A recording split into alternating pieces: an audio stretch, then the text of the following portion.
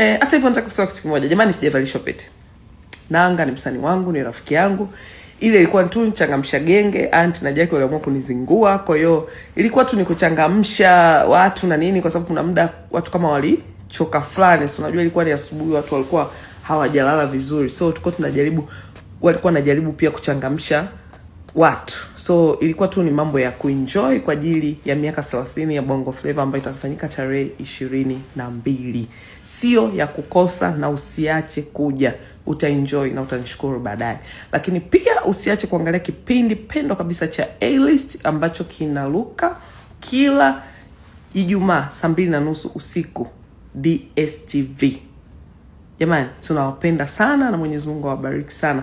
Jamani, usikose tarehe 22 miaka 30 ya Bongo Flava. Uje ujione wasanii wetu wa zamani wanavyokiwasha, na kwamba yani ni kama wamerudi upya. Bana, inoma sana. Madi salute.